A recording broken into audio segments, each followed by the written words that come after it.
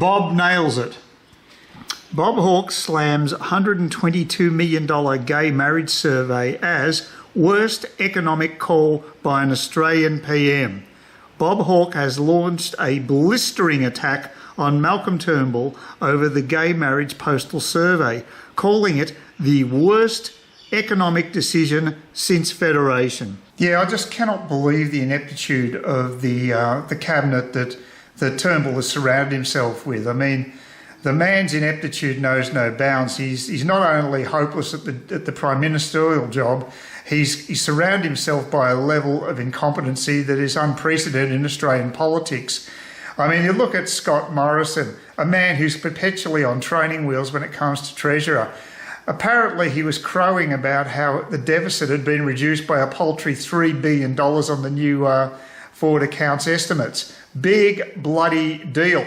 Scott Morrison, you need to cut back costs, the government spending. That's what you need to do. You need to provide certainty in the economy. Is it any wonder that our stock market keeps going nowhere, whereas the American stock market is going gangbusters?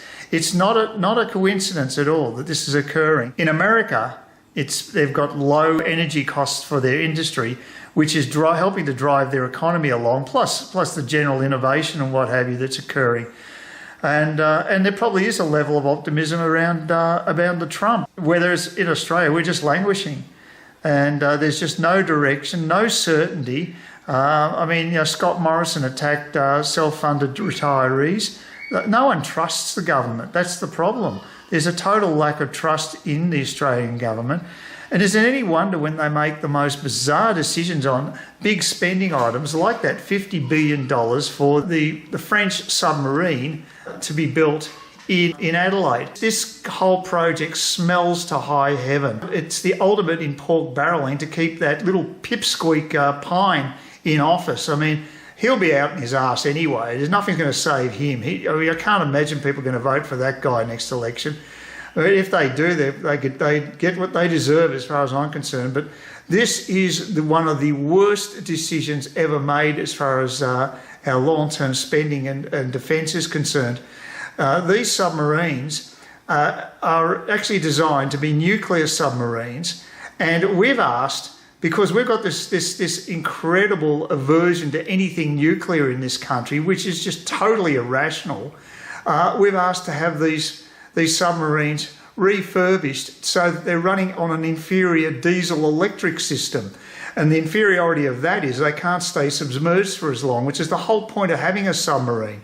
We have a vast coastline that needs to be patrolled, yet we're actually downgrading the specs on these submarines. Mind you, not even the nuclear version of this sub is working as well. They've got technical difficulties with that.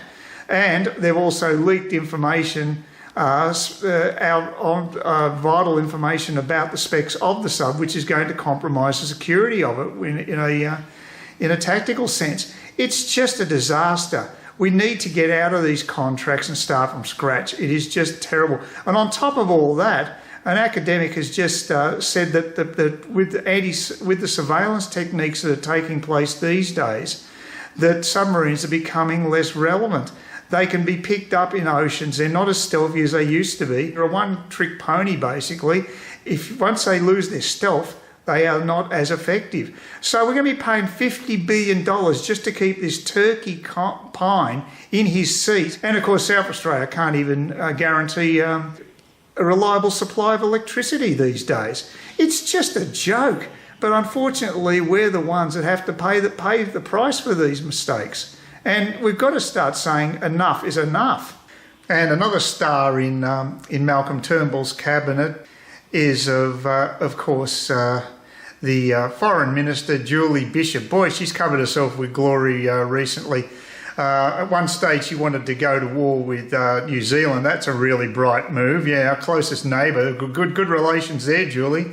Now the latest revelation is that Julie Bishop had a pact with fellow female cabinet ministers to basically agree with what each of them said about any issue. Whether they agreed with it themselves, it didn't matter. It was just basically female power, and because they were the same, they shared the same genitalia, they voted as a bloc. and they would support one another with ideas. It's just insane. I mean, how can you run a government like that? I mean, you know, whatever happened to the word merit? Is that just going to be expunged from our dictionary when we've got all these quotas for sex and ethnicity and what have you for employment? Now we've got our politicians, cabinet ministers no less, banding together with same-sex cabinet ministers to support one another on any issues, even if they are personally opposed to that issue. Absolute insanity.